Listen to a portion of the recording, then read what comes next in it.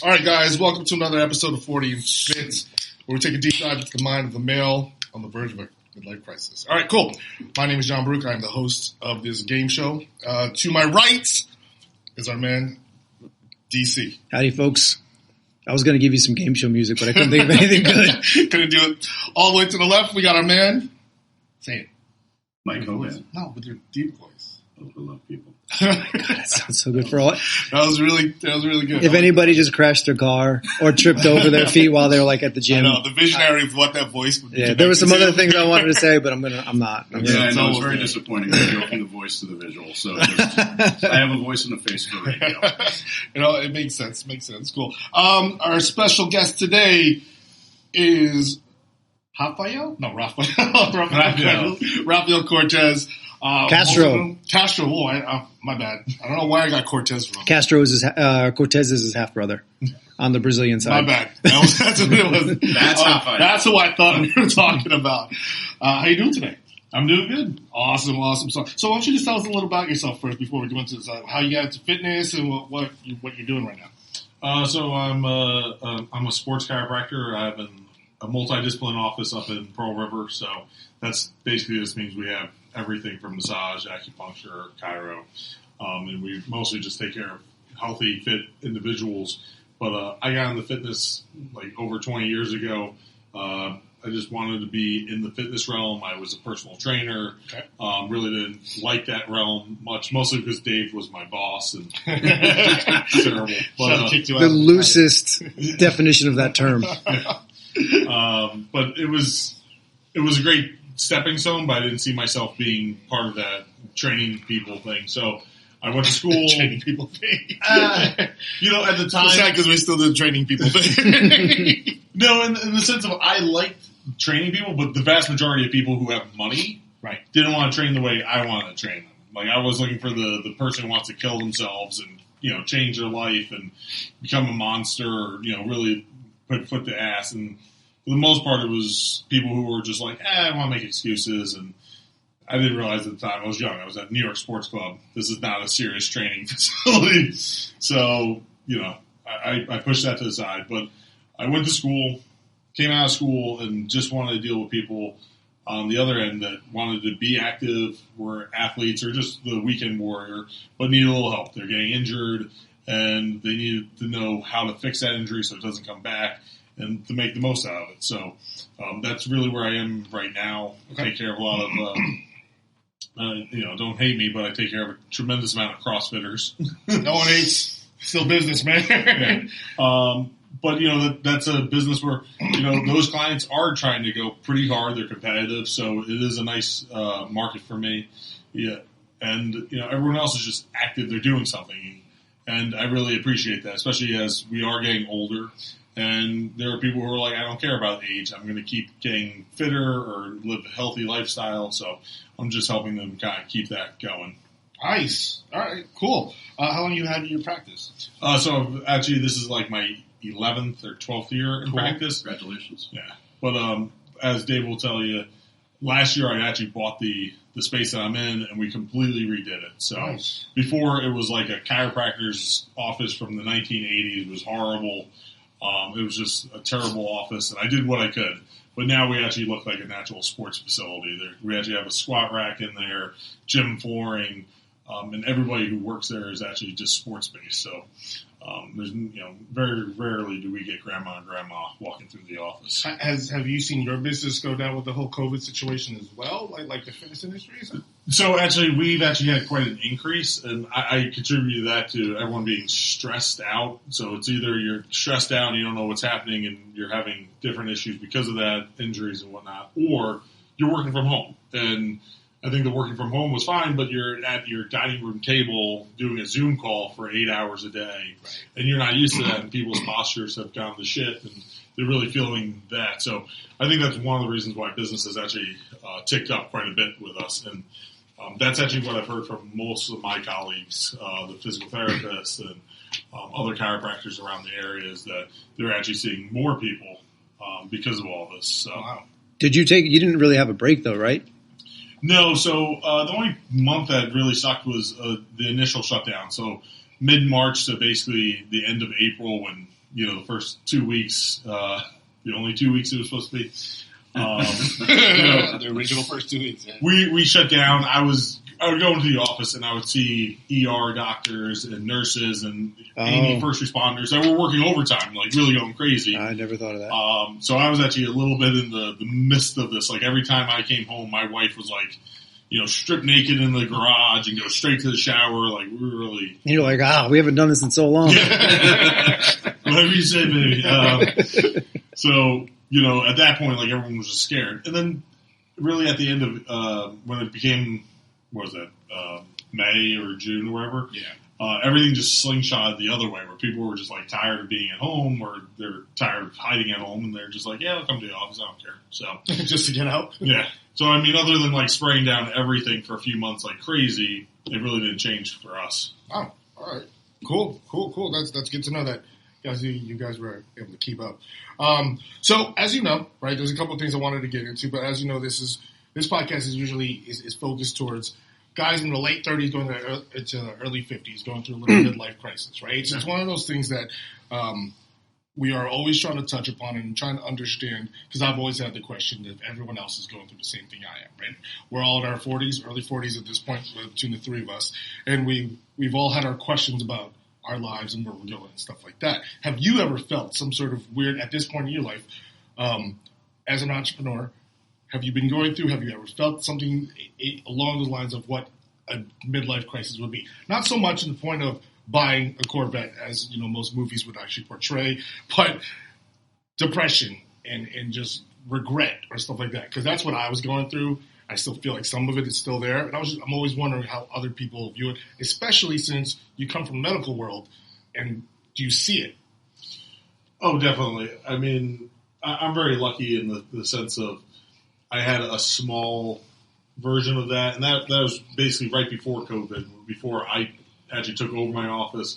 And we were about to sign papers to buy the office and start all these crazy renovations. And then COVID happens, and I had to tell the bank, like, there's no way I'm signing anything. I don't know if they're going to shut us down or what's going on. But before that, I had hit the 10-year mark in practice, and it was kind of like still in the outdated Chiro office. I didn't know if the purchase was going to go through at the time. And I'm like, is this the rest of my life is going to be in like this little office and just kind of, getting by. And thankfully, those doubts kind of come and go, and I have a strong wife who, basically told me to shut the fuck up and, move on to the next thing. And, we went through with the purchase, and it was literally the best thing ever. The moment I ripped out all the old bullshit and was able to kind of make my vision come to life, instead of me being in an office by myself and like secretary, we have like 3 other people in there that are awesome at what they do, but it brought so much more life to the office. That I really look forward to going there every day. I don't know what type of, just plain, just craziness is going on in my office at any time. And it's a different feeling now. And I'm making more money than I made before for different reasons. But one of them is I think the office just has so much more energy with having other people there and people with the same thought process that, if the acupuncturist has a bunch of people, there's always someone who's like, I need to come in and see you. My neck's been bothering me. So there's always that give and take, and it's good. But, I've seen many people. I've always been the younger person in the field. So I went to school really early and got out.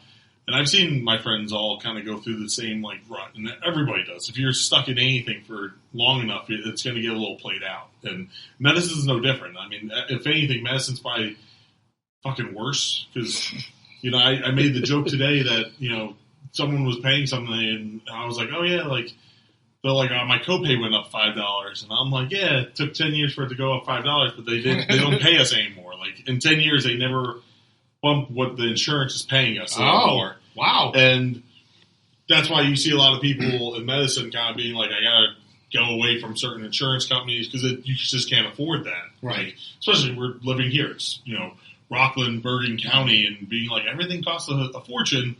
That like $54 that they were paying in 2005 is the same thing that they're paying in 2021. Right. It's a real shitty thing. So medicine it's hard. You have to be a real entrepreneur to be like, I got to move away from that. Got to convince people to, be like, hey, you got insurance, but I can't take that. So you got to pay a little more. And that's a tough little business by itself to really sort that out the proper way without pissing people off either. So wow, I didn't realize that stuff happens. The inflation actually affects you. They don't even do anything for you. I was like, wow, that's pretty unique in itself. Well, since you're in the field and you deal with a lot of athletes, right? Let's go into the fitness industry in itself because you were in it. Where do you feel the fitness industry is now? Because this is a big question. I ask everyone, right? Do we feel the big box gym is dead, or do we feel CrossFit is like still going to come back up, right? Especially after the whole thing with Dave Castro, right? Like, is CrossFit going to make a comeback with Noble, or is it or boutique gyms? What do you see happening from the outside that's involved on the inside? So I have a very unique perspective on this, and I hope I'm right. So I think COVID has gotten rid of a lot of bullshit. So I think the gyms that are surviving and going to come out of COVID should be in a better position. I think gyms have been underpriced because of the bullshit of Planet Fitness and retros from years ago coming in and undercutting everybody. Race to the bottom. Yeah, and that's affected a lot of places because it's always been like, how can we give you the cheapest price by cutting every service or not doing anything? And right, he's not wrong. He's right. Yeah. Well, the joke was me and Dave worked in New York Sports Club right before all these places started opening up. All these Planet Fitnesses. So like membership was like $90. If you were a student, it was like $60. So, I remember we had to go. Patty was like, "Can you go look at the Planet?" Because Planet Fitness was going to open up where Powerhouse is now. Yeah. And I was like, "All right, across fine." Rockland Bakery. Yeah. So, but I didn't think anything of it. I'm like, they're not going to touch us. Like the people who are going to go there, let's let them go there because they're not our clients, they're not our members, type of thing. But that did take so many clients. That, once again, was it the clients that you really cared about? No, but those were the fillers. Those were the people who did just let their credit cards pay for things. And listen, I paid for different things in the gym. So when they came along and all these gyms had to fucking drop their prices, the quality went down. Obviously, that didn't happen to everybody, but like a New York Sports Club, perfect. They didn't fit anywhere, so they just went straight downhill. Right. Bomb died. I think the gyms that can survive COVID and can come out and say, hey, like most of the competition's now been wiped out, that we're probably the shittier gyms in general. I feel really bad for the little guys that couldn't survive and were really good gyms, but I think the bigger gyms can come out and say, listen, we're going to raise our prices a little bit. There's not as much stuff going on. They can use COVID as an excuse to raise prices for being closed and for extra sanitary reasons. But I think they can actually charge a little more than what they probably should be charging by today's standards.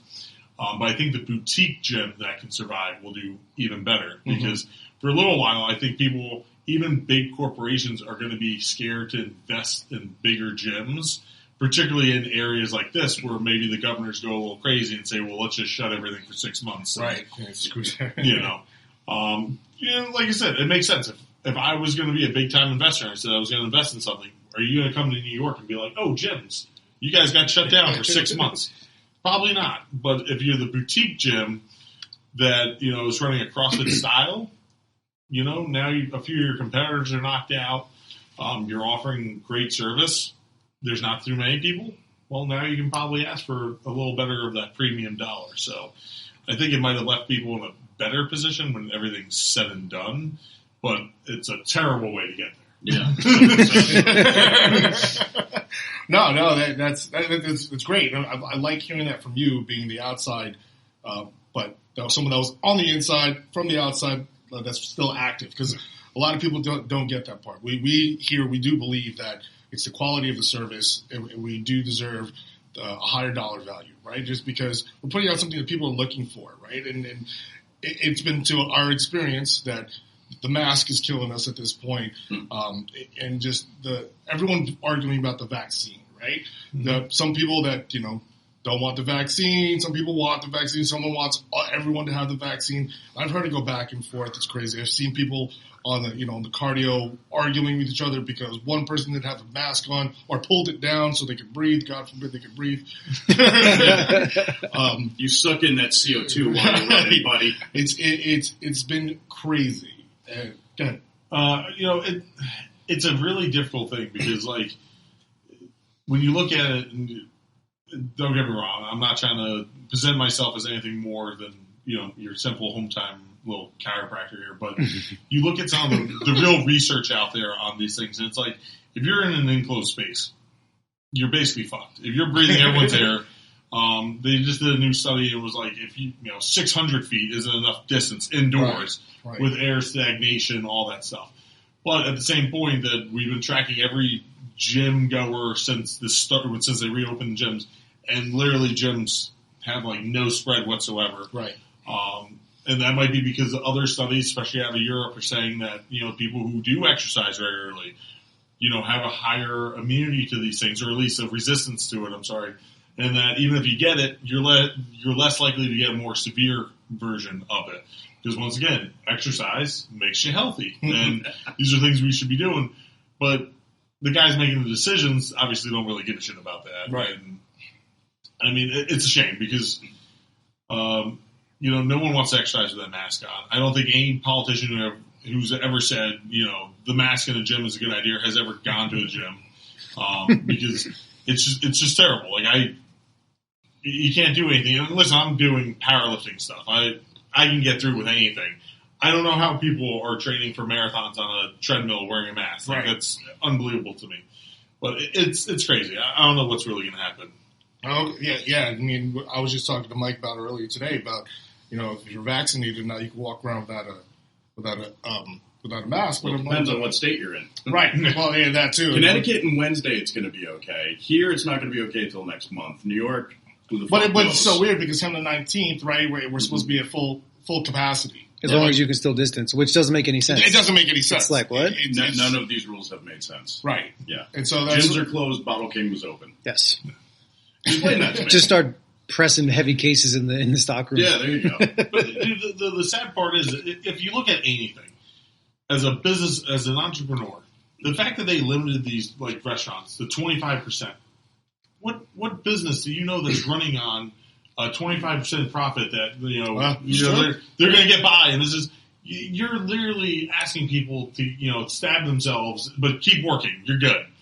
It's impossible. No one was following these things because it was an impossible ask. And now we're just kind of for the duration. Yeah, for the amount of time. If it was just the original 2 weeks, people could have pulled through.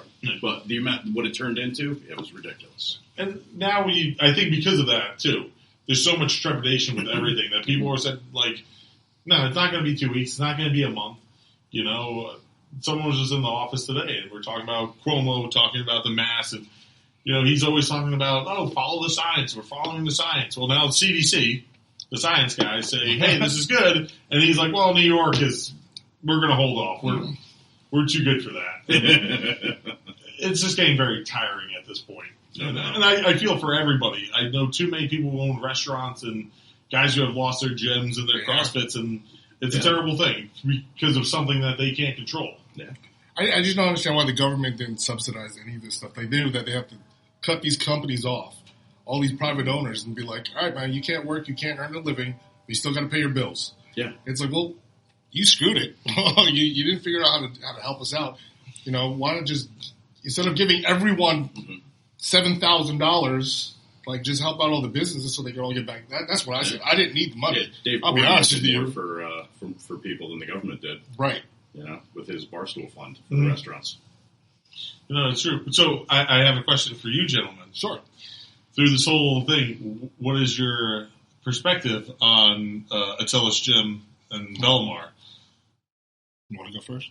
Well, I know the owner of all the other Attila's gyms, Chris, and it took him long enough to finally speak out and say something against Ian, saying he doesn't really support everything he's saying. I don't have an issue with Ian wanting to exercise his rights and be like, well, I don't really believe this and that. But then I think he went a little bit too far in the other direction in terms of trying to incite some of this deep rabbit hole conspiracy theory nonsense and really kind of just rile everybody up. That didn't help at all. I mean, I don't know if the governor had anything to say. I don't know if he hurt us or helped us in the beginning. Like, he was really just trying to just go way far against the grain, and he still is. I don't know. I mean, he just has a lot to say all the time. He's still talking. He's still being fined every day. Well, they drained his bank account. Yeah, there's a lot of stuff that happened to him too that I also don't agree with. There was a whole lawsuit that he won, or no? What? Well, is that the way? I don't know. Like, at some point months ago, like Mike's right. His they drained it. Took $170,000 out of his account. Yeah, they just took whatever the fine was. Garnished it. Yeah, you can do that. Yeah. That's I forget the name of the act, but it's kind of like eminent domain. Like, if the government deems it, they can just. Thankfully, they still have that gigantic GoFundMe or whatever. Right. So they were at risk of losing that too. But what they did was they paid every bill for the foreseeable future ahead of time. Oh, so they can just stay at least open. Yeah. So and they said basically they don't charge a gym membership. I think. No, they haven't been charging a gym membership since this started because their GoFundMe has been so populous. It's their apparel. Yeah. That's what they make their money off of. But I think still to this day he's being fined. Wow. Yeah, I've seen a couple of his posts talking about there's still a lot of stuff happening to him. Mm-hmm. Well, there was a guy in Buffalo who did the same thing. I forget his name, but he actually got to go to court kind of quickly, and the judge deemed it as unconstitutional. He was allowed to have his gym open and at 100% capacity. Yeah. Yeah.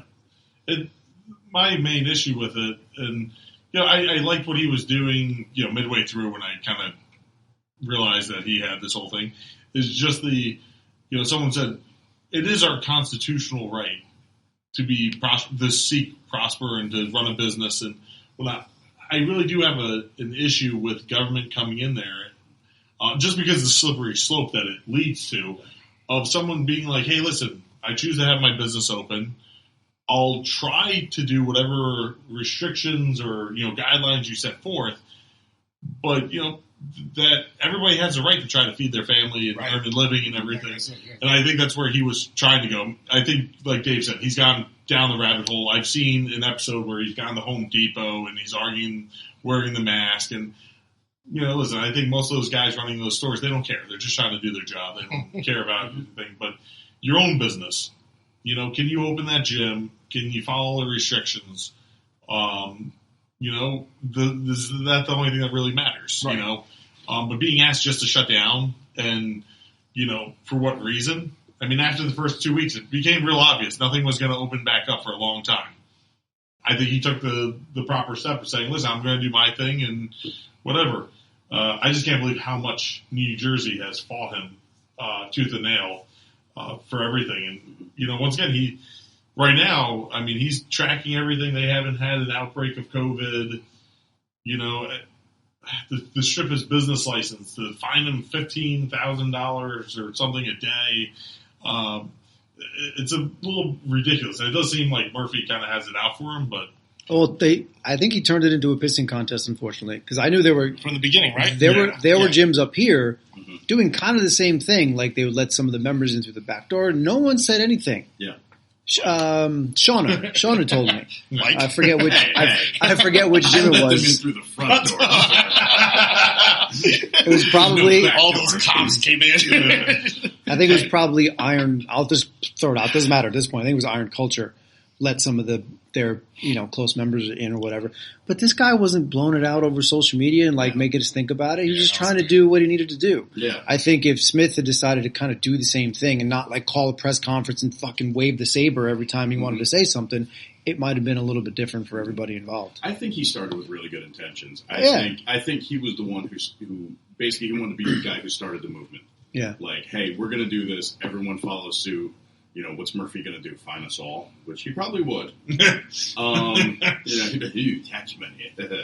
I really think he started with good intentions. That's why he called the press conference. Mm-hmm. But like you said, it turned into a pissing match. And, no one wins. Then the state was just like, you can't, you're not going to beat the state. essentially is what they felt they wanted to do. Are you going to do that? Well, we're going to do this. Are you going to do that? Well, we're going to take all your money. Yeah, tit for tat. It wasn't a good one. Do you think that because of this, it was a direct result that, let's put it this way, if he didn't do this, would we be at a different place, all the gyms? I don't know. That's what I thought. It's hard to say. I thought initially when a lot of us thought that maybe like June, I mean, that June 1 was floating around for a while. And I don't remember who started that or where it came from. But so many of us were like, June 1, June 1, June 1. And I don't know if he helped or hurt that, or maybe they might have had no bearing. I don't know.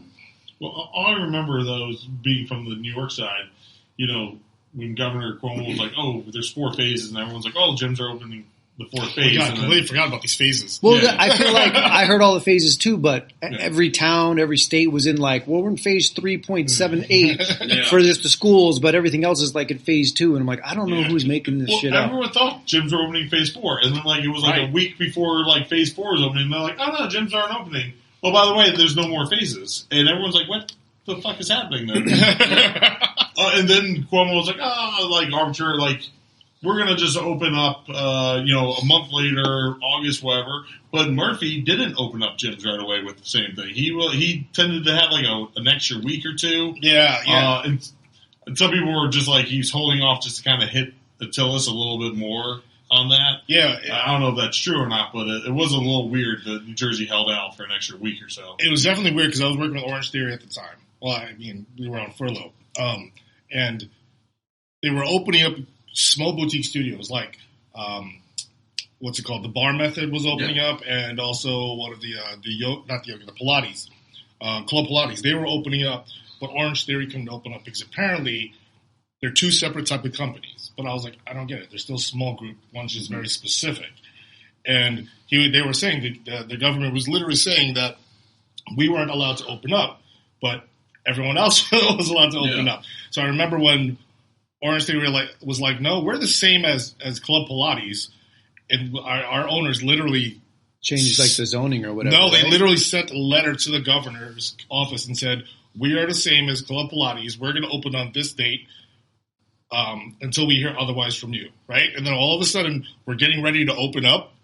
The day before, I remember it was the 15th or something like that. On the 14th, we get a letter. You can't open up. Wow.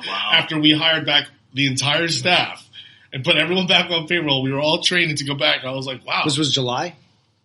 Because this is July. No, this is right before. This was, I think it was July. Yeah, because that's when I went back to work. Yeah. When I was able to start training. Yeah, it was just weird. Because then they started doing the whole personal training only. Yeah, the one-on-one. Yeah, only the one-on-ones. And then we're like, oh, we don't do that. How do we do this? How do we figure this out? And I know they lost a lot of money. And that's when I decided to leave. Because I was like, but because they blamed the Attilas gym. They're like, well, that guy in South Jersey screwed it for everyone. Governor Murphy has it out for all the gyms. And I was just like, I don't know, man. I mean, we still didn't open on time, so it didn't matter. But yeah, I remember that. I think that he did have something. I understand. He had the right intentions to start the movement, but it did kind of screw us up. But at this point, like I said, I don't know if it would have made or break. I don't know. I also don't know if it would have changed anything. Yeah, I don't know. Like we're all employed in some indirect or direct way of something closing, right? Like New York Sports went under, so now this place is open. Yeah. One of my 2 facilities was closed. Now I'm in a different one. So would it have been any different? For me, I don't think so, because the Montvale location that closed was already Englewood was kind of supporting us a little bit the last couple of years. So it was just like, well, let's just cut the losses and just focus on this one. All right, fine. Yeah, makes sense.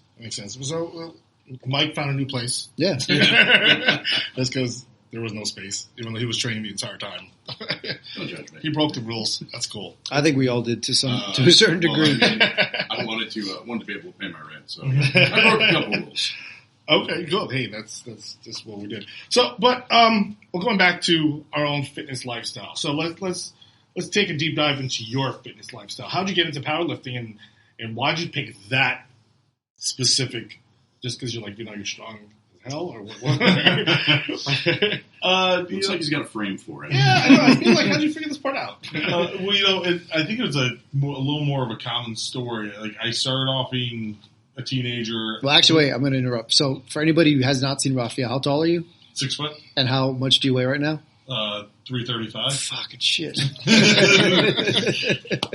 Well, a good mix of muscle and fat. I'm like a Tempur-Pedic dad. I love that. But I when I was in high school, I found the weight room. I loved it. It was just one of those things that really went well. I responded well to it. But I wanted to be like a bodybuilder. You know, I was a big comic book nerd, and you know, I was like, oh, you can build that physique without steroids. You know, a few years down the road, I was like, oh, that's not going to happen. I don't really want to fucking touch the shit. So, you know, I'm going to switch it up. And I was like, I'm going to do some, you know, powerlifting and some strongman stuff. And those guys don't look like they're on roids. Well, they take different roids. But they don't have to diet, so it's okay. Yeah. So, There's no carb cutting. Unless you're just talking about slicing the loaves of bread. Yeah. I just basically was like, I'm going to do this for fun, and, you know, powerlifting was a little more. But then I did start getting a little obsessed with numbers and wanting to hit certain things, and I did respond well to it. So it's just always been, the gym has always been my Zen garden, so it's where I feel the best. It's where I get the most relief, or, you know, whatever's going on in my life. If I'm pissed off, I go to the gym. If I'm a little sad, I go to the gym. If I'm way too excited, I go to the gym. I'm a boring guy, so. But the gym does allow me to eat a lot of food. I love food, so, you know, it's cool. Like, I don't know, I've always enjoyed it. Cool. There's no other hobbies outside of the gym? No, I'm a fucking loser. You play sports? I played sports in high school, so I went to Don Bosco Prep. You went right here? Yeah, I literally went right next to that guy? Yep. Oh, man. But I wasn't really the best at sports. So I played football for them, I wrestled, and I played lacrosse. And the sport that I liked the most was lacrosse. I enjoyed it. It was the most fun. But, you know, at the time when I played it, like, our Bosco team sucked. Most of the freshman team, like, they're teaching us how to catch and throw. And, you know, there's teams like Bridgewood that had Little League lacrosse. You know, we played them, they beat us by 30 points. It was Well, I thought you went to Albertus. No, hell no. Okay. I'm smart. Oh, God. It's Rockland County, man. I know. It's rough. Rockland's rough. City, you know what was really funny was my father, the schools were quite different at the time, but my father did not want me going to Nyack High School for some reason. It was the ghetto back then. Yeah. And a lot of my friends went to Albertus because I was in school in Rockland County. And Albertus was not the same. It's a lot better of a school now, but I was like, Dad, I want to go to Albertus. My father was like, there's no fucking way I'm spending that type of money for that school. He goes, you'll go to Bosco, you'll go to Bergen or Joe's, but you're not going to Albertus. Oh, okay. Those were my options. So, Way better option, though. Yeah. I love Bosco. I go back for career day every year. I love that school. There's shit that, as a guy in teenage years, we got away with stuff that you should not be able to get away with. Not the first person who said that. Yeah. But I think it's a great atmosphere for young men at that age, and I was one of them that needed that type of atmosphere to kind of focus things and get things in the right direction. So let's talk about that a little, because I've trained lacrosse guys from Bosco recently in the last 3 years, okay? The easiest thing, the only way to keep these guys' attention while we're training is talk about girls and drugs. I'm not going to lie to you. It's always like, what? And I feel like, wow, you live up to the stereotype of what Bosco portrays. They do. And I was like, this is so weird. You guys really don't do anything? I don't get it. But I also know the principal now of Bosco. And I'm like, you're so different than what these other kids are. I was like, you're like this little nerd guy. He goes to Orange Theory, by the way. Nice. So the thing is with people who go to Bosco, yeah, and Joe's and any of those private schools, the schools are so rigorous, especially in the beginning, that by the time you become really like the sophomore and junior, you're so used to it that it does become easier. I mean, these schools are brutal. I mean, for the most part, from what I remember, they're still doing the same thing. Like when I was in Bosco, you had to write a MLA formatted paper in every single class, and that included gym class and all that stuff. So really, when I got to college and like the one English class, like you got to write a 4-page paper. Like I was like, "What? This is a fucking joke." Like, but there were that. Like if you were falling behind, like Bosco was like, "Oh, like your math, you're in like the C's. Like you're gonna get it. You're gonna come here. We're gonna give you the tutor, and like they're so on top of you that by the time you become a senior, like you're not thinking about anything. You just think everything's a joke. And like I had friends that took the SATs. One of my friends was like 330 points or whatever off a perfect score. Oh. But everybody was like over 1,200. I was the idiot with like, 1010 or whatever it was. Which is still a fine score. It's still really good. But like in Bosco, like they're so high that it's crazy. But the problem is too, you have people who can afford Bosco, people's parents are surgeons. They're never around. So the kids have so much fucking money that if you get into the wrong shit, you get into it hard. Like, I remember going to a party and someone was like, "Oh, there's weed," and like this kid broke out a fucking pillowcase of weed, like a huge. I'm like, "Dude, that's thousands of dollars." Like, I didn't even mess with drugs. I never wanted to, and I was like, "Holy shit!" Like, what's that, big perm? Yeah. Big worm? Big worm. Oh my god! I was like, "That's the most oregano I've ever seen." That's a big pizza. Oh, like that. So it is one of those schools where there is issue. I mean, listen, the girl thing, we don't have any of them. So that's what do you want it to be? But I will say, like the way people acted in school, like you couldn't act that way with girls around. I mean, if you went to Nyack High School or any of the public schools, they'd have to kick you out for the things that guys were saying. And I mean, it's absolutely obscene. There, the priests and the teachers, they'd yell at you and like, but you could get it because it's an all boy atmosphere. So it is a little different, but there, just like everything else, for every plus of that school, which is awesome, there are some negatives. Like, some kids just, oh, wow. Just plug it back in. My mic's self-destructing here.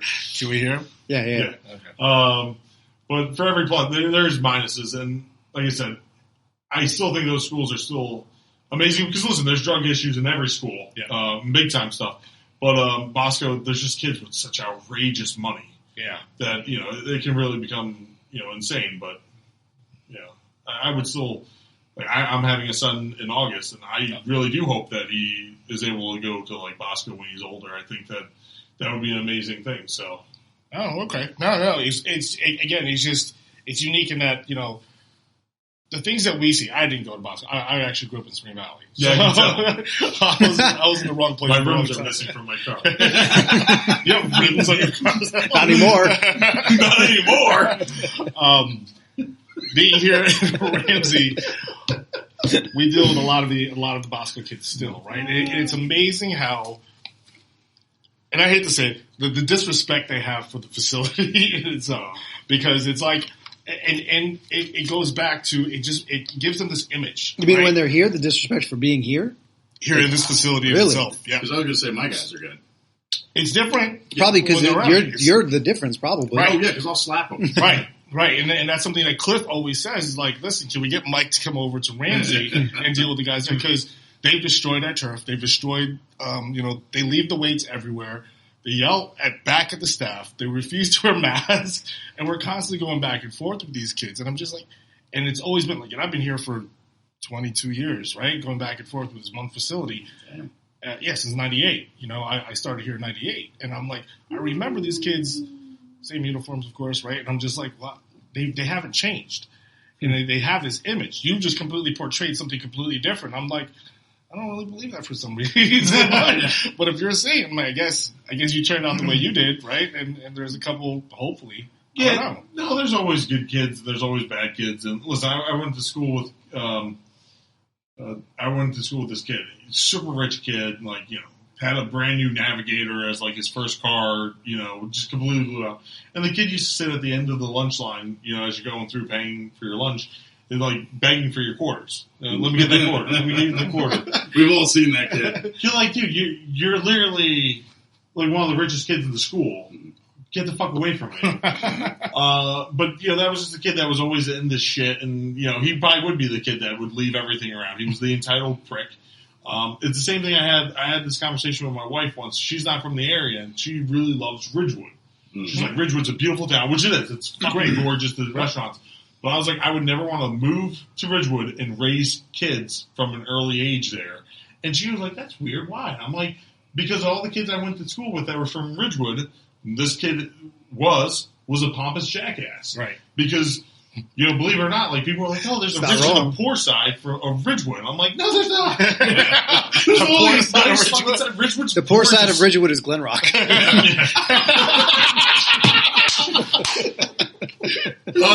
Dave scores again. But, I was like, if our kids were already grown or, like, high school age, I would move into Ridgewood. But, like, wouldn't want them to be around the rest of Ridgewood. Just because there's that, like, way over entitlement thing. And I hate that phrase. I hate when people say, oh, they're entitled. But Ridgewood is. Like, there's just so... Everyone has a nanny, and it's so over the top. Yeah. It's an au pair, sir. It's an au pair, you're correct. It doesn't make the town wrong. It's just, it's hard. Yeah. There's a lot of old money there, too, right? Yeah, there is. Yeah. But I said to my wife, it's hard to raise a normal kid who appreciates things when so much is different there. When every kid, the moment they turn 16, 17, they don't get just a car, which is great for every... They get a fucking AMG, Mercedes. That people work their whole lives again. That's like, here you go. It's a hard thing. Once again, it's not the whole town. I mean, I don't want to lay the thing, but most of the kids I went to Bosco with that were from Ridgewood were the douchebags. Right. So unfortunately, that's the. Those are the ones you're training. That's the ones they deal with. They're the ones that can afford me. Unfortunately, that's. You think that's lacrosse kids that weren't good enough to play at Ridgewood, so they're at Bosco. That might be. Oh wow! Yeah, think about that. Because they bought themselves onto the team. You think maybe it's because they're like not in the school, so there aren't teachers, there aren't whatever else, they're in a different environment. So totally get it. Still jerks. Right? No, I know. I'm just because you said like Raphael's perspective of when he was in school, like that was when he was in the school, like at the facility of the school. Mm-hmm. There, you bring them outside, all of a sudden maybe they feel like I'm the Bosco guy, so I can kind of be a douchebag because nobody who can get me in trouble is here. Yeah. You know what I mean? Like there's no teachers, none of their coaches are there. No, I got to give free memberships to all the teachers and coaches. So they can come over. I mean, listen, if that's regulate the gym, if it gets bodies through the door. Yeah. Well, dude, I will tell you this, which will get all those Bosco kids in trouble.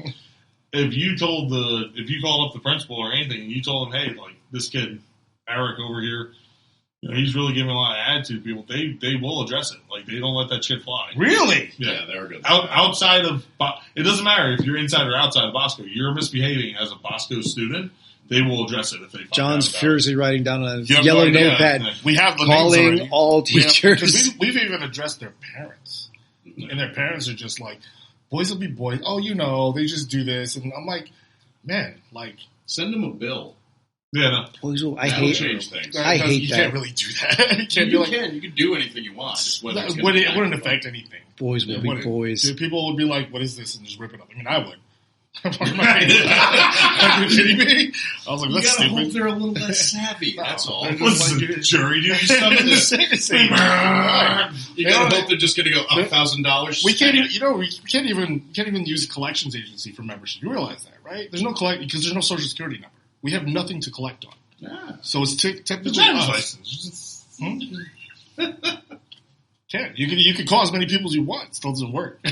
We can't go into people's bank accounts. We have no access to them. You know what's actually really funny about that? I always wondered why people write down their real social security number. Like, no one's checking it. No one said, like, give me your social security card. I wanted that for a year. That's brilliant. That is brilliant. My policy for years was like, don't ever put down your real social security. No, one, just because it's a really important number. Right. So, don't do that. And, like, in my office, we have old paperwork. That just, the intake forms. And, like, everyone's just like, okay, cool. And once in a while, but people are like, do I have to put down my social? I'm like, if you're paying for me in full, no, I don't care. But it's literally just to track you down if you don't pay your bills. And, a lot of people, but there's only... You can also just change one number. Yeah. Right? And chances are someone else is going to get screwed. So, thanks, Dave. Okay. Now he's going to be tracking everyone. My eyes look like 8s. Well, yeah. I mean, unfortunately, that's the way this game is. But that's cool. So let's move on to like you said, we got into your training style for yourself, right? Do you believe that? And this is a question I was going to actually ask everyone. You know how they've always said that people should train like athletes? You ever heard that? Yeah. Even the general population, right? Do we really believe that? Yes. Dave? To a certain degree. Plus, you also define athlete because, right? Like, Mike's an athlete, Raphael's an athlete, you're an athlete, I'm an athlete. We all probably suck at sports, right? But to a certain degree, we all have some kind of athletic endeavor that we excel at. But I think that I forgot who was saying it. It's like you train them as if they're functioning as an athlete, like you actually do. But it is weird, functional training, Juan Carlos Santana type of stuff, right? I've always on a stability ball and spin something around your head, right? A couple times, super legs, all that fun stuff, right? I've always wondered, like, does that even hold still in this industry? And coming from the medical world, I mean, I'm sure it would help you out because more people will get hurt, right? Well, I mean, CrossFit. Let's talk. Okay, you brought up the golden thing, CrossFit, and I'm not knocking CrossFit. I'm just showing you. That's okay. I'll knock it for you. Yeah, I'll go and say You'll do it for you. I love CrossFit. It's a big portion of my business. And it always comes down to the individual coaches, as with any training style. Right. And I've seen great, but the argument of functionality. Okay, we're going to do a fucking clean and press or a snatch. You're an accountant. Okay, the functionality's not there. You don't need to do anything overhead like that. Well, what if there's an earthquake and the ceiling falls on? You're fucking dead. So, that type of thing has always been like, my argument with it is like, I've done Olympic lifting in the past. It's very difficult, and anyone who's an old school Olympic style trainer would spend a tremendous amount of time trying to get you mobile enough to do these lifts. The form has to be perfect. And then CrossFit's like, oh, we're going to do this until exhaustion, so we're all doing this sloppy and having issues. But most people, like your general population that's walking into the CrossFit being like, I want to get in better shape, they can't even bring their arm all the way overhead. Right. They're so restricted. So that's why everyone is having these shoulder issues in a CrossFit style class. And I'm just going like, cool, we don't really need that. It's just like the same thing with a handstand kipping push-up. What the fuck are you doing? Never am I going to be like, there's a situation, let me get on my fucking head, do some push-ups, but I can't do that, so I'm going to violently throw my legs into the air. You're just asking for issues. And we already know by science standpoints, anything kipping you do is like adding 10 times the amount, or probably 2.5 times the amount of pressure to that joint. You can't do a real pull-up. Well, you're doing some kipping pull-up, it's actually more pressure to keep that momentum going. So, if you want to do a kipping pull-up, which sounds like a training method to get to a regular pull-up, it's actually the reverse. You have to be able to do a real pull-up right, to have the strength to handle the kipping pull-up. And people lose that because they're like, well, I'm in this thing, I'm just trying to do it. And it's like, no, you're going to blow your shoulder out. I can't walk down the stairs safely, so I'm just going to fall down the stairs. Yeah.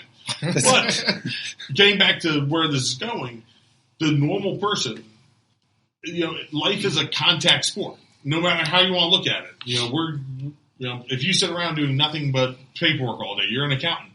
Your back's probably killing you because you're sitting all day. right.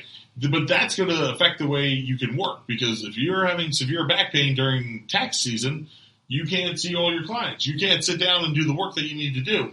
So we want to train them, one, to be able to have a strong back, not to have these issues, or we need to rehab them to get back to that point. But we also want to be like, okay, like next tax season, we want to make sure you're trained so that you don't have these issues and you can make the money that you have to make to survive the entire year, because, that's the important thing. So, every person is an athlete. They really are.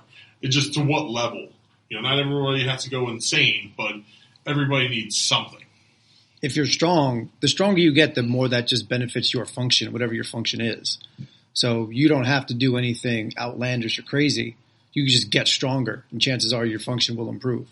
And I do like that. It's a catchphrase, but being strong is never a weakness. the more strength you have, it's never like, oh my god, this is going to negatively affect you. Unless you're me and you're trying to get like a suit. I know what that's like. And that makes three of us. Yeah, I know exactly what that's like. But, really, I always tell people, I'm like, because people look at me and they go, oh, dude, like, well, years ago it was like, well, wait until you're in your 30s. You're going to have such back pain from this heavy lifting. And I'm like, that's not the way it fucking works.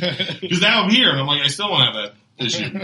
Because being strong or at least training properly, as much as we can understand that at this standpoint, always benefits you. Right. And hopefully down the road, that will continue to benefit us to a healthier, longer, independent life. Because I would really like to see triple digits in my life, but I really want to do that from outside a nursing home. That makes sense. That's cool. In your line of work at this very moment, right? Aside from the CrossFit guys, right? Let's just even focus on the males in itself. Do you see specific injuries or things that males should be focusing on? Again, just trying to get back to the whole 40 and fit type of thing. So yeah, or preventative stuff also. What do you see is happening? The big thing right now is the mid 30s to mid 40 range. This is where most guys are kind of, like I said, we're somewhat midlife crisis and okay, I'm looking at myself and going like, is this the body that I want? Maybe you have a kid or two and you're going, shit, like I want to get a little healthier, be around longer. But most of these guys are like, I'm going to hit the fucking gym hard. And the fault of that is that most of these guys are fucking tight. Like they need to spend a little bit more time. The gym is really important. They need to be moving, and that's always part of it. But they can break down the time a little bit and really spend a little more time trying to work on mobility. Because almost every guy I take care of, their shoulders are shit. They can't do a lot of things overhead at all. And their hips are tight because most of us just sit too much. But, they need to really work on that to be able to function properly. To me, there's two big functional movements that always come back. Squats and deadlifts. Until the day we die, we're going to sit down at some point. We're going to pick things up. These are the fundamental movements. And most guys can't squat for shit. And by mid-30s, their ability to squat is gone. And, without getting too deep into it, we know when we get older, most people have issues because they can't sit down. They can, old people miss the toilet, they break a hip, all these things. If we are keeping that ability to squat and deadlift properly and keep everything healthy, we're going to live a longer time. We're going to have better longevity anyways. But, that's really a mixture of some functional training and some healthiness, but really most guys, they're lacking that mobility. They need to hit the mobility. And the last thing is nutrition. No matter what anyone says, and I'm proof of that, you can't out-train a shitty diet. Like everything. You can't just burn it all off. Yeah. Listen, I tried it. I'll deadlift, hundreds of pounds trying to, make up for the five guys. Does cardio at 8 reps instead of 4. That's cardio. Hey, 6 and up is cardio. That's the rule. That's how you burn body fat, in 6 to 8 reps. You know how far that pushes you into lactic acid? I just get the 5 and keep repeating 5 until I die. But nutrition is the most. And what I will say I've seen particularly well is that when we get older, and then it really starts in the mid-20s, and each decade since, your food sensitivities and all these things, they just get a lot more difficult as we get older. And understanding what's happening to your body and being like, hey, me, in my mid-20s, lactose became the fucking issue. I don't know. Right now, lactose kid. Yeah.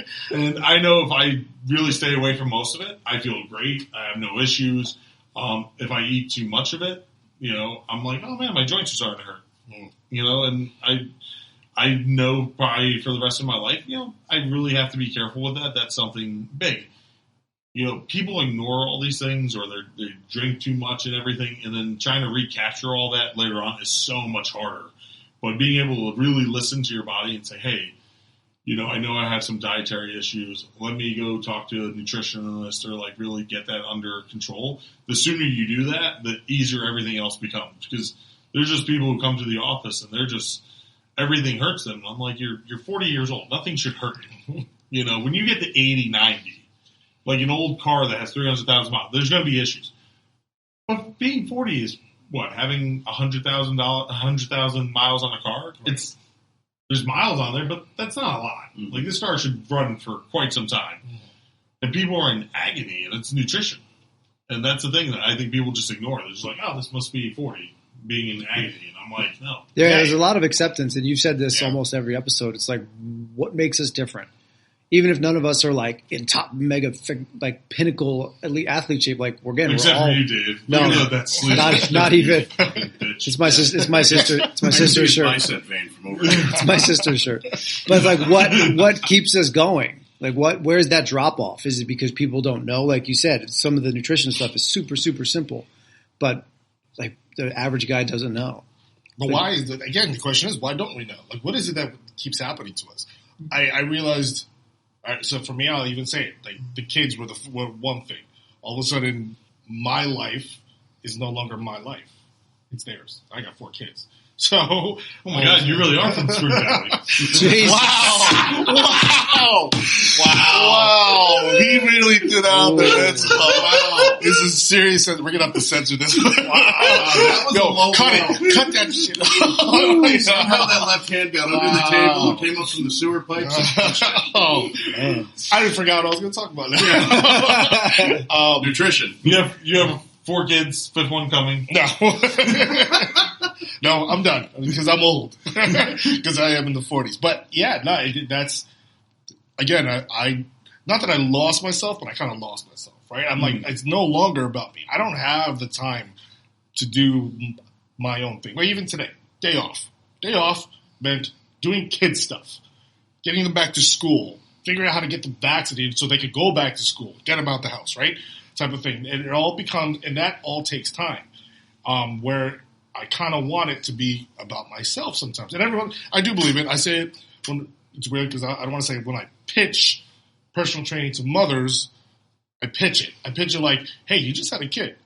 You deserve 2 or 3 hours a week for yourself to train, to work with someone like me, right?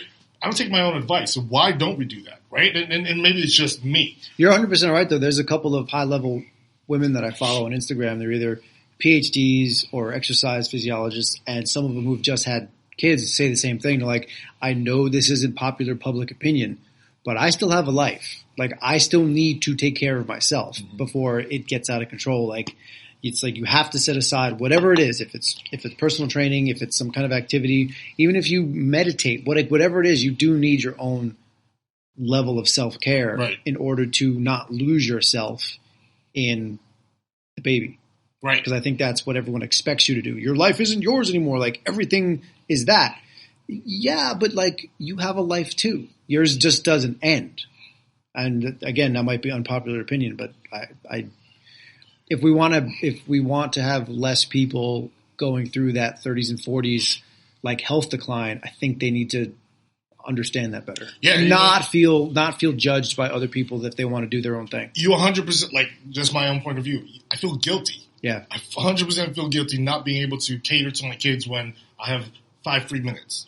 And that's where I know what I have to do. I've done it several times. The best time was over COVID because we didn't do anything, right? So I had 12 hours a day because they weren't doing anything either, right? They were on school trying to figure out Google, classrooms, right? And so I had all this time in my life to just run around outside or the basement and stuff like that. And I got into the best shape I've been in like 7-10 years, right? And all of a sudden I come back to work, my life goes downhill again, right? Because it's work and then kids again, right? Because I don't have time for myself. And I do regret it. I do get pissed at myself. And I do get upset with the fact that I had 5 minutes. Or in the morning, I was like, I should wake up at 6 o'clock in the morning and go work out. I wake up at 6 o'clock, I'm like, screw it, I'm going back to sleep, because I want it and I need it. Even right now, I was telling Mike before this, I was like, I'm not even in the mood to talk today.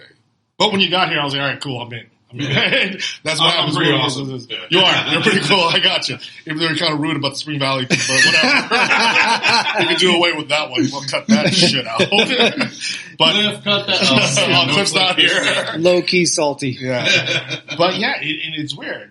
Is this your first one you're having? Yes, this is my first child. Right. So not that you're going to go through it, but it is weird. Like when I first had my oldest daughter, and I was just talking to someone about this today. I used to bowl junior pro. So I bowled a lot, and I love bowling. I do. I still love bowling. That's how I paid for college. Do you have like your own bag and gloves? And I had like 24 bowling balls. I had oh my god! 200, yeah, that's how I paid for college. Holy shit! Bigger than McCracken. Tell you. Here we go. And I was saying the last time I bowled competitively was the day my daughter came home, and she's turning 15 this year. Wow. It was the day she came home from the hospital. And that was the last time I did something that I loved for myself. And I'm like, I bowled, in the last couple of years, but not competitively. I was like, I'm gung-ho. I'm like a gambler. Like, I like to play bet on myself, but I was good. And that's what I kind of miss out on myself. And I'm like, and I regret it a little, and that's where I'm like, I don't know what to do. What do I pick something else? I feel like I need something to compete in order to move on. When Chris was here last time, I was talking to him outside, and we were talking. He's competing in a powerlifting contest, right? He's like, "Yo, you should just do it with me." And I'm just like, "Yo, man, I'm gonna do it. But then I'm like, "What do I have time to even train for this?" Right? Because half the time my brain's on work, or these new projects, or this, or my kids, or my private life. I was like, which I don't have much of, right? So what else is there left in myself? And that's where I think that the whole midlife crisis. And not that I'm swimming in it or making it the excuse. I'm just letting everyone know that this is what's in my head right now. Mm-hmm. This is literally what I go through. Maybe not every day, but there's times. There's big spurts. I think everybody has the same thing. I mean, since we found out like we were having the kid and we were trying for a while, like now everything is getting ready for the kid. Yeah, there's a lot of prep time. There's a lot of prep stuff. Now we're down to like the last trimester, and like my wife said the other day, it's like 96 days away.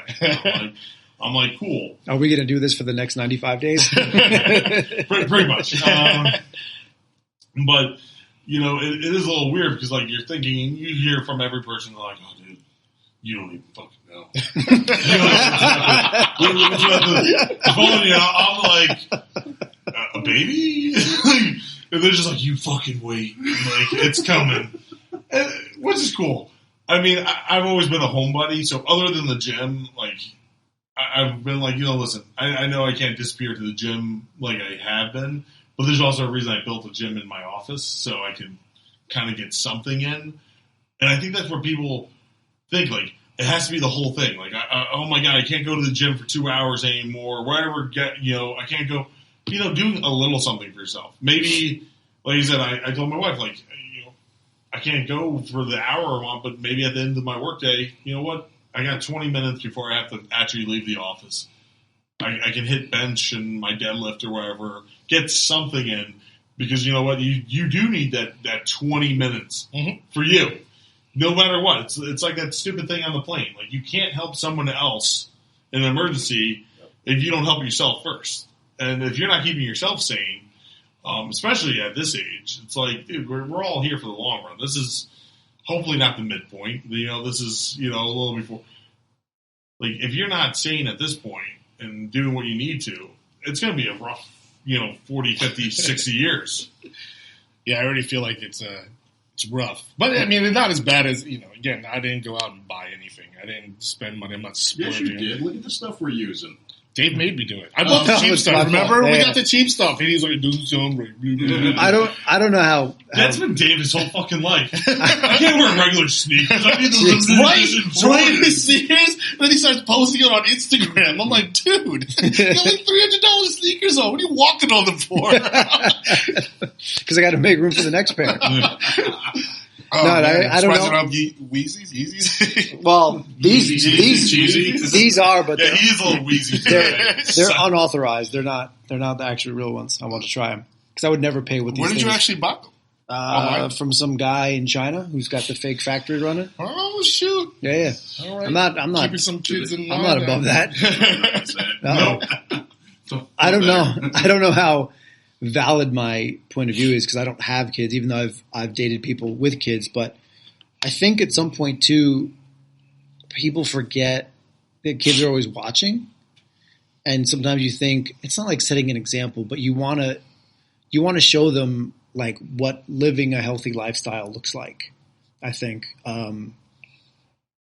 maybe they don't want to see the parent who's the one who's always stressed and like doesn't feel great and like no energy.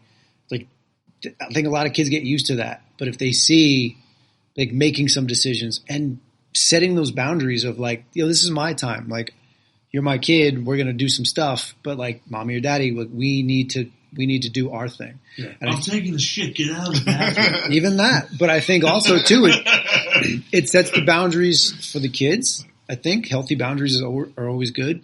And I think it helps the husband and wife kind of reconnect when they also have boundaries around, we need our time. Yeah, they still need to date. Because I see too many relationships fall apart because the kid's there. And it's like the parents forget how to communicate with one another because they're both so focused on another life, as they should be, but don't lose sight of the fact that like you guys still have a relationship. Like you both still have feelings and you're both still allowed to be like, hey, I need some attention. I want to give you some attention. Like let's set some time. I just think that just leads to people being healthier in terms of their relationships and maybe taking more stock in like their own personal physical health and not losing that edge to like want to go do something.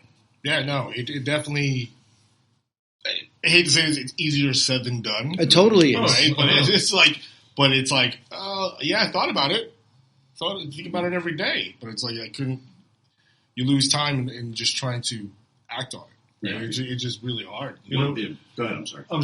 I was going to say, actually, it was funny, like 2-3 years ago, my wife actually read something to me, and, she was like, I'm reading this article. She probably was a little bit down, baby fever. But she was like, this psychiatrist, whatever, PhD, they said that the number one thing in relationships with having kids and everything is to remember that that the kid is secondary to your spouse. And a lot of people put the kid as first, which to me at first I was like, yeah, the kid's like the most important. You have to fucking do everything for the kid. But that's not really true. The kid's dependent upon you. And you have to do, whatever you have to do to your spouse to keep that relationship as, wherever, as fresh as much as you're committed to each other as you can be. Because the mental health of both of you guys is the number one thing.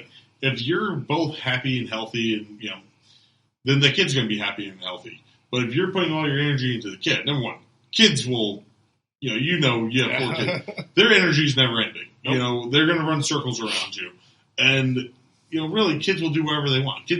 Once again, what does a kid enjoy when they're at the cutest age, like the 3-4-year-old? They have more fun opening the boxes at Christmas time than what the actual toys are. But that's a great amount. They don't care what's really going on. What they care about is the energy. Mm-hmm. The parents have that great energy. They feel it. They don't care if the toy is, the newest thing in the world or something else. It is, right? But it was an interesting thing that, my wife had shared the story because I've always thought about that thing and being like, oh, you are right. Like, even now, like, you being pregnant, but, like, what is the point of, like, doing those things where, like, the last minute, like, baby moon or something? It's not to reward my wife and be like, oh, I push out a kid. Good luck, whatever. But it's to say, like, you got even this. though we're getting at this point where we're having this kid and it is a big milestone, I'm still thinking about you. You're still super important. I know our lives are changing and shit, but this is supposed to be us still connecting and having, that relationship between us. And the little bastard that's going to fuck it all up. No, little Raffy, I love you. You know it's a boy and girl, right? We know it's a boy, so we're going to... Paint the room blue? The room is blue, and he's going to be named after my father, which makes him the third Raphael. So you guys going to have the same middle... no, we're that actually... how that works? Someone said that to me. They're like, the middle initial has to be the same. I'm like, no, we're changing it to be my wife's father's name. But I'm like, I don't know, it's a middle name. Does it really matter that much? Like, let's be like what Raphael is it going to be? So it's going to be Raphael Thomas Castro instead of Raphael Michael. Solid name. Yeah. I like it. Either way, you can't go wrrong with either one. They're both fine. Yeah. So he could be an RT, which kind of, you don't see that often. RTC. Yeah. It works. But Raph the Third is probably, the best. That makes him sound like a man of distinction already. Yeah. Or we could do like, what was Robert Griffin, RC3? RG3. Yeah, but no, Raphael Castro. Oh, yeah. Sorry. My bad. Sorry. Well, congratulations. You have your little boy. That's awesome. It's weird. This just came up to my head. You're like, oh, you're going to paint the room blue. It's a boy. What if he doesn't identify as a boy? Like, I was signing my kids up for the test today and for the COVID vaccine. And on the what do you call it? The screening, the pre-screening, it says, what's the sex of whoever you're signing up. It literally said male, female, or how do they identify? I was like, really? That's really on there right now? That's I was like, wow, that's... Well, when my kid gets old enough, he can tell me that I'm gay. Until then, you were a boy. Yeah. The crib bars aren't bars; they're little barbells. Is that what you did? Yeah. Well, actually, the cute thing that I always say to my wife is, she's like, "Oh, the baby's kicking," and I'm like, "He's squatting." That's cool. Hey, you're gonna have a distinct child in there. That's pretty good. It's pretty good. You guys have any questions for him? No, I know him very well, so I don't have any questions. Awesome. So this is weird. This is just random on topic. I was looking at this earlier today, and I was going to ask everyone about this, and I figured I want to know your point of view. You guys have heard of the BFR? Yeah, blood flow, right? Yeah. The blood flow, right? I was trying to understand, how does it actually help in the long term? I get it in the immediate moment, you get the insane pump. In the long term, do we know how that actually helps? I was just trying to understand it. Most of the research I've seen, and it's been a while since I looked at it, it's really great in like a rehab setting when you're injured. To keep the blood. Yeah, but for normal, healthy individuals like us, I mean, if you use it like a drop set maybe or something like that, but it's not like a game changer. Yeah. I know a few companies, like there was a company called Vasper that was doing it was like EFR while you're doing cardio. Really? And yeah, because it makes your heart pump harder. So the idea being, where do you put? So arms and legs. Yeah, it's the only place Both? you can put it. Yeah. Yeah. That's what I was going to say. I was like, you're doing cardio, forward, and you do almost like a recumbent bike that has arms, like an assault bike. Yeah, but they have you actually sitting back. Oh, I've seen it, and then they do like cryo right. Oh, it's like an arm ergometer, like one of those. Well, imagine like an arm ergometer and a recumbent bike had a baby, but the arms are out to the side. It's more like a bench press motion. Oh, weird. Yeah, it's more like an elliptical and a recumbent bike. That sounds like some Jetsons. But what does that gym equipment identify as? I think it identified. I don't know. I'm kind of curious too. That was like, yeah, that's a serious. But yeah, it's like the idea is it's supposed to. Basically, they're claiming you can get more done in less time. So as far as I understand it, and from what I follow with like guys like Kabuki Strength, and they partner with some of the bigger names in blood flow. Definitely in the rehab community, there's a lot. And the way it's been explained to me, and I haven't taken the courses yet, I just read like some of the preliminary studies on it, is that you get injured, your tissue obviously can't handle whatever load you've been normally doing. But with blood flow restriction, you can bring that tissue up to levels that it's used to training at without the load on it. So by restricting the blood flow, and we're not talking like an elastic band. We're talking about like an actual blood pressure cuff, really getting in there and being like, oh, we're bringing you to 155, and that's what's going to occlude you, wherever the fucking numbers are. Right. You're still having enough to get through, but by you doing curls with light weight, you can get up to what you were doing with like 55 pounds.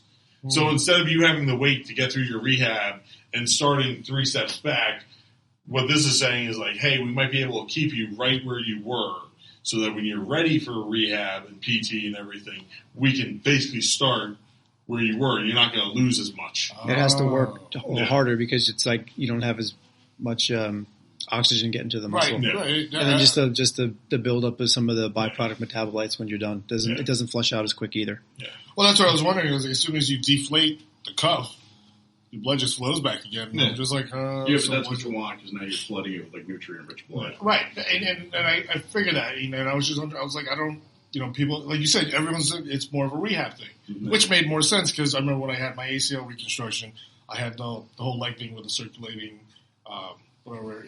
With the air steroids, trying to turn the ball and 250, whatever. But I just don't understand how they just all of a sudden brought it into, the fitness industry. Like, it's like stability balls and Bosu balls. I think it's one of those cool things. I mean, once again, cool.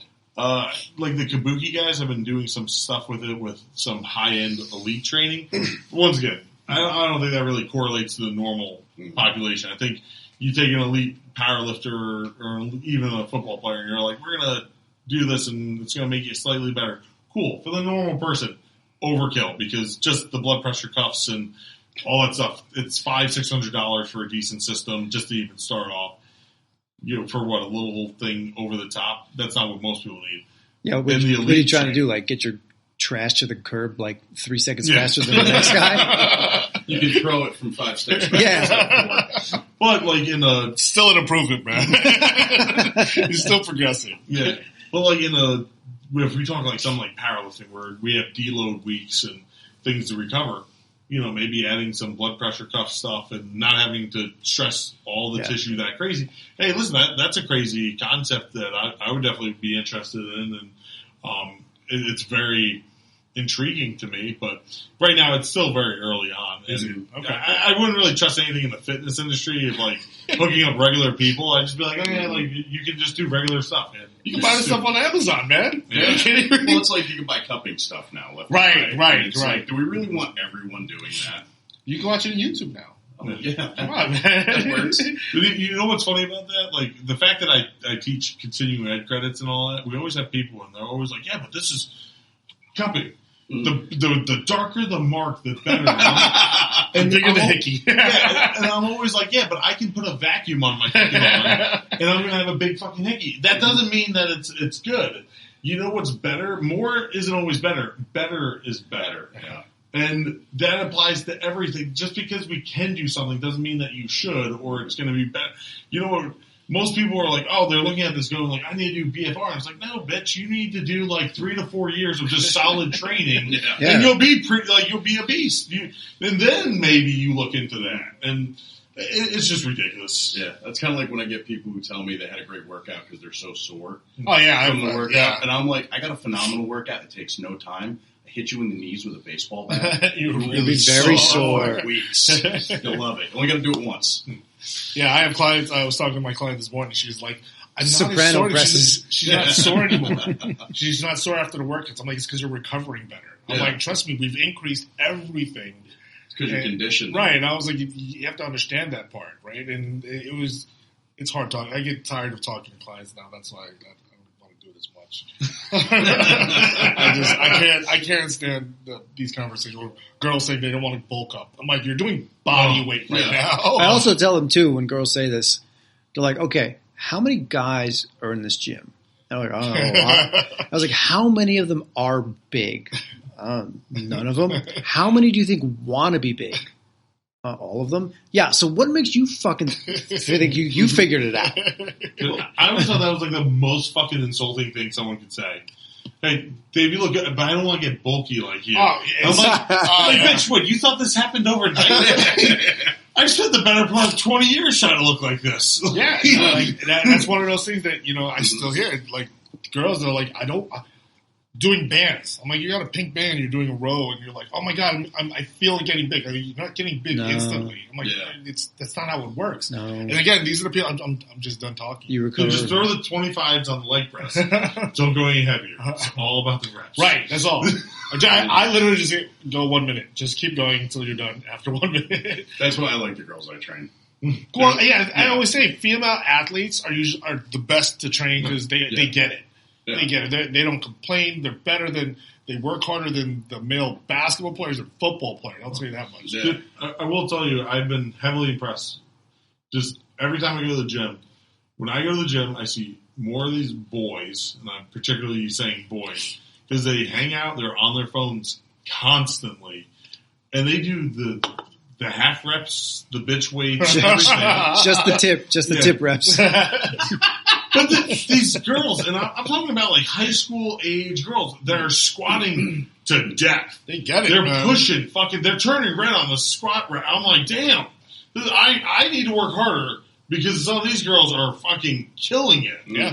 And then once again, like there's little kids just fucking curling bullshit. I'm like, I hate I hate all these guys. Yeah. I had a girl on Wednesday night I was training. It was her first paid session, and we were doing legs, and she was crushing it. She was doing so well. She took all the instruction, and she was executing flawlessly. And I was like, just so you know, you're training harder than like 95% of the guys in here right now. 100%. I feel most of the females who are on the gym floor, like dumbbells, barbells, even the machines, whatever, chances are they're working just as hard, if not harder, than most of the guys on the floor. They've been through it for a little while, and they understand that the whole, long lean muscles and I'm in the tone zone and all this nonsense like doesn't exist. They're just trying to do work and like get better. Like they understand that you got to grind it out a little bit, and they're willing to do it. Wait, you mean the tone zone doesn't work? 50 plus reps is the tone zone. Damn, that's my problem. I've been stopping at 40. That's why I'm not telling. It's too much cardio. Yeah, exactly. That's Wait, I got to do more than one set? Oh, Son of a bitch. That's come on. That's going to need a sandwich in between these. You're burning too many calories at that point. Once you rest for 5 minutes, it's no longer the second set. You're just starting set one all over again. Yeah. It's another workout day. It's a whole other session, sir. You just paid for another session. Yeah. On to accessories. Real quick, since you did mention cupping, right? I actually had a specific question for you regarding. So, what do you teach? Cupping? You teach scrape? It's not called scraping. It's Rockland County. Yeah. It's not called scraping. What is it called again? So it's grafting. No, it's That's the technique is Graston. Graston Graston, technique, but that's it's it. instrument assisted soft tissue mobilization. Okay. Gesundheit. Yes. You're welcome. Sir. and you teach kinesio taping, right? Yes. KT taping. What are the benefits are between all those things? What are they usually used for, if anything? So they're really all used on some level of performance and rehab, and really it doesn't matter what we're doing. So I always tell people there's things that the general consensus was like a few years ago, and we're going to take the scraping. Okay. There's people who are, they're always like, oh, I saw this, I got to get scar tissue broken up. We generally know from research that's kind of bullshit. We can't break up scar tissue, or at least real scar tissue takes like 2,000 pounds of pressure. I can't deliver that. You can't handle it. Bro, I'm looking at your forearms. I think you can deliver it. That's too. elbow right to that one spot. But that doesn't mean that all these treatments weren't working before. What it means is that when we look at this research, we're going, well, why? We thought we were bringing up all the scar tissue. What were we actually doing? And it really doesn't matter what we're doing. If you see an acupuncturist and she puts a needle in you, you see a chiro and he does some manipulations and everything. We're firing off receptors that are throughout the body, especially if we do something like Graston. There's lots of receptors between the skin and the fascial layers, and the brain is paying more attention to that area. And the brain will ultimately say, hey, I'm going to relax this area. I'm going to allow this motion, whatever it may be.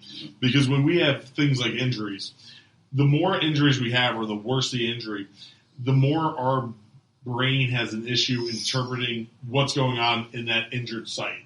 So be it my shoulder, the brain's image of itself might be blurred there. So if I do some type of Graston work, muscle scraping, or cupping, it's like I'm clearing up that blurred image to the brain, and the brain might say, oh, there's something going on there. I have to pay more attention. Increasing the feedback. Yeah, exactly. And the more the feedback, the more we are allowed to have better motion, because once again, if the brain doesn't understand what's going on, if it's a blurred image of itself, the brain's not going to allow it to move in certain ways because it's afraid of getting hurt even more. Yeah. It's like running through if you're ever in a hotel and they have a big conference room, if I turn off the lights and I say, hey, Mike, run through this room as fast as possible, well, you're going to be very, slow. You're going to try to see if there's any pitfalls or anything. You're going to stub your toe, the worst pain ever. But if I turn it on just a little bit, the light's on, and you can kind of make out shapes, well, now you can move faster because you're perceiving everything. And you're like, oh, I see that chair there. I'm going to run around that. The same thing with that injury. If we can bring that awareness to the brain and say, hey, listen, I'm going to cup this area, and we set off some of these receptors that are deep in there, then the brain says, okay, I understand what's going on. Now, we might team that up with some other rehab, because now that the image is clear and the brain says, hey, I like this this motion, I know it's safe. If we team it up with proper rehab, we go through, some range of motion, we add some load, and the brain goes, oh, okay, this is all good. It might be able to keep that image of itself and say, okay, this is good. it makes more neural pathways and says, okay, this is what we want to do, and this is helpful for us. And things like tape are even better because that's something that lasts for a few days. So we're able to do this and have it on you and then train on top of it and be like, oh, this is really going to help. So it really is just everyone's built a little differently, and some people respond to things a little better. And we don't always know why. I mean, I had grafted, blade work done on my shoulder when I partially tore my pec. It was a grade 1. It wasn't the craziest thing. But when I had that done, it was like the heal time was like half. I felt great. And then, in the office, sometimes we have something similar, and I'm doing the same thing to people, and they don't get shit out of it. But if I do something like cupping, which I'm not always the biggest fan of, some people are like, oh, man, that made a big difference. And listen, that's just the way you're built. So we're going down that path. So to me, it doesn't really matter what the modality is. It's just trying to fire off different receptors and figure out what works for that individual. So I always thought that there was something specific to each one. Because, I got rock tape certified with Dr. Perry. Yeah, Perry's great. Yeah, that guy's phenomenal. I didn't do anything else. I was always wondering what the difference with cupping is. Yeah. There's great like everything else, there are some differences. We talk about tape. The elastic ability of the tape and the recoil, right? It's more of a decompressive thing. So cupping is actually kind of something similar. It's pulling up on certain areas, so there's a decompressive separating the fascia. Yeah, fascial. Yeah. And then once again, you're pulling up on the fascial layers. If you add in motion, you're keeping that fascial tissue held while the muscle moves underneath it. Sometimes that's breaking up the restriction. Effect. Yeah, exactly. But then we look at something like blading, which is a compressive thing. And, once again, what are we doing? Well, there's receptors everywhere. So you might have a deep set receptor that only responds to deep pressure. So by you going slowly and deep through with that, you might fire those off. And there's receptors that respond to really light touch that you can do really minor things with. So maybe someone who's in a real acute pain, you can still give some relief just by doing some feathering work over that area. And, so there are different pathways, but for the most part, what we're trying to do is just get that brain fired up. Yeah. And that's what all these different tools allow. Yeah. I worked with an AK doctor who, the way he described injuries was he basically said there were roadblocks built in the nervous system. And you pretty much, just like you're saying, you have to clear them out before you can get function to that area again back without compensation. Yeah. And once again, everyone's, nervous system is slightly different. The way we perceive pain. So, it's funny because everyone's like, this guy's really tough. And, maybe he is. But, some guys just don't feel as much. I'm one of those lunatics. I do yard work, and every time I come in, like, my wife's like, your leg's gushing blood. And I'm like, yeah, you don't feel it, right? Yeah. And then, you all have those friends that, like, they do one thing, and they're like, I pinched my finger, and it's the end of the world. And you're like, really? Is that the worst thing? Like, but once again, to that person, that might be. Their nerves might just be overly sensitive, and they are firing 100 different things. And I'm just dead on the inside, so I don't feel anything. See, I've been to him a few times for minor things, that's knickknacks that bother me, nothing really serious. And he's done Graston on me, which is not a good time. It's an awful feeling. It is. He's done the tape on me most of the time for my my bicep tendon, and that always works. I think too sometimes you also need to go to somebody who knows how to apply it properly. Yeah, you know what I mean? Like, you could just YouTube it. What are you talking about? No. I know someone would. Seriously. She used to do it on herself, and I'm like, there's no way you can get the proper anchor points on yourself. I don't care what you're doing. Of course you can. You can YouTube it. Oh my God. So did you use your teeth on one end? Yeah. I didn't know that. And then what else did he do? Something on my forearm where you put one of the massage balls in my forearm. The floss. Yes. Which fucking hurts so bad. I think flossing is one of the coolest things ever. Medical flossing.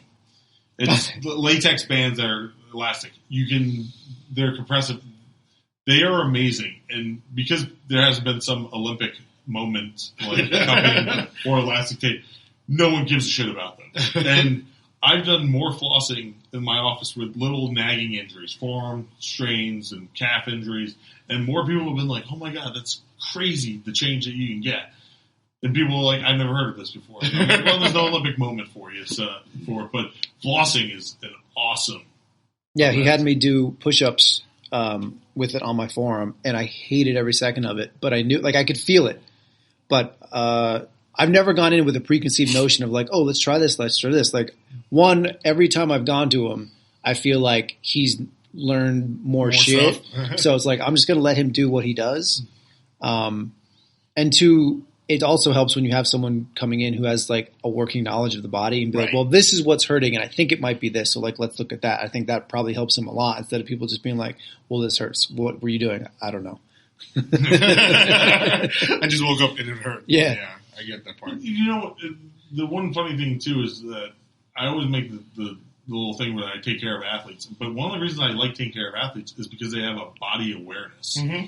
You know, I always like telling the one story. I had a client I did fantastic work to. It was nothing special. It was he came in with shoulder pain. He couldn't lift his shoulder up that much, but he didn't have a torn rotator cuff or anything. You know, we did some blade work with him. I did some rehab stuff. And at the end of the session, like, his arm went all the way up. And he's like, it feels the same. And I was like, you But this guy did nothing. He was just a normal guy. He never worked out a day in his life. He had no body awareness. And I'm like, wow, if you don't have a mirror in front of you, you can't see that. I'm like, I can't believe that he couldn't tell. I mean, it was that big of a difference. Like, arm not being able to go at all, like, this straight to the ceiling. And he was like, it kind of feels the same. I was like, you jackass. Like, you're going to hit you in the head with a tack hammer. Tell me it still feels the same. Yeah, but, obviously in my mind, I'm like, that's a tremendous change. You should be super happy. But once again, he didn't care because he still felt that little pain. That's the only thing he was able to focus in on. Well, anybody else that had a brain would have been like, great, like, functions back. The pain will probably disappear in a day if I keep up all my looking for the pain, right? Yeah. But that is one of the things of someone who keeps up with themselves. That body awareness is huge. I think a lot of people, I don't know if you guys, like, a lot of people don't have that specific body awareness, or they can't feel moves. Like, I have clients that just doing abs, like, I feel it in my neck. I'm like, oh my God, like, I don't even know what to tell you anymore. I'm like, you just don't get it. Like, and I feel like, just don't work out. Like, just don't bother me. Go take a yoga class. And again, I'm like the old man, just tired of this stuff. I'm just like, I don't even want to deal with you now. Like, I'm very picky. Like, you don't feel it, you suck. It's your fault. It's not me. It's you. You suck. And I think that, and I don't know what it is. Like, I don't know why people just don't get that stuff. And because you're too angry. That's what's. I'm the angry one, but it's because I'm the old guy in this way. That's all. I'm older than you, man. Well, how come you're not angry? Huh? You must not have kids. That's the problem. Or I'm just too stupid to be angry. It's the CBD. That's what it is. Yeah, I think I'm allergic to it. I told you. That's actual weed. But that's a lot of things that people don't understand about themselves or aren't the recovery part of that whole thing. Plus, what I also like about him more than most chiropractors is that, like, I'm not a whack job. Well, that, but he's got a sweet beard. But he'll also, like, he gives someone. Because I've seen a bunch of, anytime, I don't like, much like you and probably you, the number of people you will refer your clients to is probably like next to none.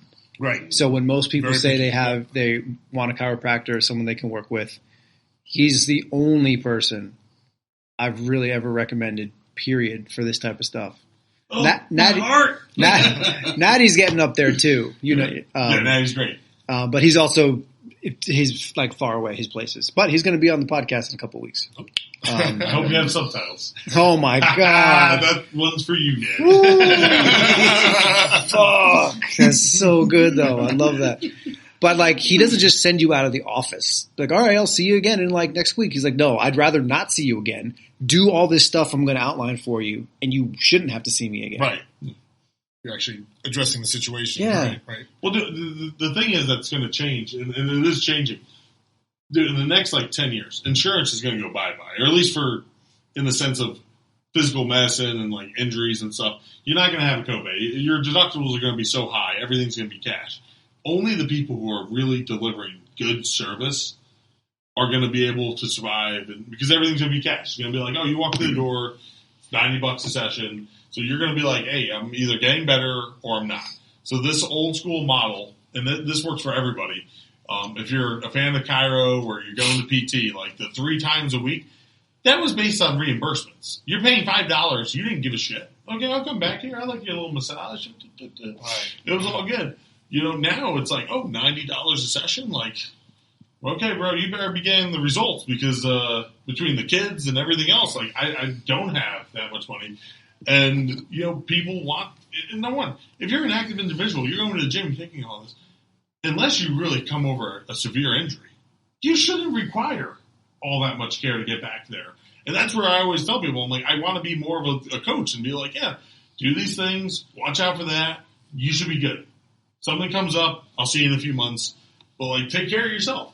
And the PTs that I see and the ones that are in my office, or the one that's in my office, it's all the same thing. It's not come back this, 3 more times this week. It's like, do these exercises, you're good, you're strong, I'll see you in a few weeks. And that's really where it has to go because everything's gonna, when the shift goes from insurance to the individual, no one's just gonna shell out that money. So that was what I meant to ask earlier when we were talking about insurance. Like, it can't stay like this because it's been sucking for years. I feel like most professionals are starting to get away from like, yeah, we'll take a few insurances that are like worth it. But I know so many guys who were cash only.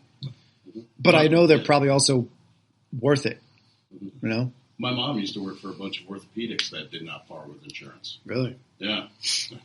Imagine what that bill looks like. But dude, you know what? Once again, it might surprise you, but like those guys might be the far better ones to go to, and even you might spend a few $1,000s. But once again, it's your body. Yeah, what's your health worth? I always laugh because sometimes me and my wife will be in the car and we hear like one of these commercials and. It's usually like plastic surgery. It's like, $2,000 off an augmentation. Yeah. And I'm always like, that's your body. Like, do you really want to end up on the show botched and be like, I got the discount doctor? Like, no, dude, like, take care of yourself. Yeah. Like, take care of yourself. And like, it's no shock. Like, people come into the office all the time. And, thankfully we have a newer office. So when you walk in, I guess people are a little more like, okay, like, this looks nice. I know you don't take my insurance, GHI. I'm like, no. But they're expecting it now. But like if you look at the paperwork that your insurance sends these doctors, the physical therapists, chiros, like, you're like, dude, you're sending them $14 fucking dollars. No wonder they don't take anything. Like, right, yeah, I heard that. Someone came in the office the other day. They had a weird insurance. It's some like Landmark or MVP. And I just happened to know because I saw something. And I was like, yeah, they don't take that. And they asked. They're like, wait, how much would they pay you if you're a network? And I was like, it's like $23. Yeah. And they go, that's it? I'm like, yeah. Mm-hmm. They don't care. There's some poor schmuck out there having to see like 20 people an hour. That's what, because they're like, I'll take everything. I don't want to do that. I don't want to rush. Yeah. Like, if they was here not taking that massive dump he was talking about. He's going to like that. He's going to see that. No, I see one person every 20 to 40 minutes. I don't want to rush. I want someone to actually tell me what's going on at that time. Plus, I'm Italian. I like to talk. Like, I want to know what's going on. But, you can only see like 2 or 3 people an hour at that rate, and like there has to be the compensation to a certain point. Like everyone has to live. Once again, more money. Yeah, and we're in a certain area. You can't live off $23. I don't even know what the hell who can live off that, but no, not too many people. Yeah, so it's the world's changing, and I think it's once again for the betterment. The offices that will be left and that do stuff like that won't take the insurance. The care will be so much better. Yeah, I think it's the same thing as you said about even like the boutique and the specialized fitness and stuff like that. Like the better quality, you're willing to pay the money for, that special treatment. It definitely makes a lot more sense. And I think that's where we go wrong. Again, the days of high volume, low pricing is. I think it's got to be out the door at this point, and we definitely need to address. It will come back in like a few years. But I think right now the best will be the boutique places really getting a niche in there. But once again, not everything is made for everybody. There's some people want to spend a lot of money on haircuts. Some people want to go to Supercuts. That's great. It just, Supercuts shouldn't devalue everything else. But that in fitness, that's what happened. Mm-hmm. Right. The retros took everything away. Yeah. That's where you need. Well, yeah, because that's what people think a gym is a gym. Yeah. And it is not. It is not. Weights are weights. It's heavy here. It's heavy there. Yeah. If you don't know how to use it, that's the difference. Exactly. that's the big That's difference. it's light there. It's light here. That's true. I don't think you would want to be in Planet Fitness. No. I mean, they only go up to 60 pounds. No, this guy, when he was at Vision, used to take the 150s and just rubber band 10-pound plates to the edges of them. Yeah. The most I've gone up to is Fucking 180s. But the problem with that is the weight it gets so long and awkward. You can't. It's I hate it when I more have of a that problem. balancing trick. So. Isn't that long and awkward? Out of control. One last quick question for you. So what type of, everyone, whenever my clients ask me about chiropractic, right? One big thing is they just hate when people do the big bear hug, crack, crack, crack, right? Everyone's scared that I've seen it, people get paralyzed from this stuff. And I'm just like, I don't know. You hear about those stories. What type of chiropractic do you actually practice? Do you do that? The big bear hug stuff? Or I don't do the bear hug, but I know what they're talking about. Right. I am a very hands-on person. Like you will come to me, you will hear audibles or the cracking and everything. And it's not something we're going for. That's just what happens. But I'm very hands-on. I want to do work on you. I want to get things to move. And when someone comes in, they go, listen, I'm deadly afraid. I don't want this. I just refer them out. I have other chiros in the area that are very soft touch people. You won't hear pops. But that's not me. I like to get hands-on. I want to fix pretty much everything. But it's top down. I mean, when people come in, if your lower back's bothering you, I'm probably looking at your ankles and your knees. We're probably adjusting them. I'm doing work to your calves. It's everything from body tempering to, medical floss, some Graston work.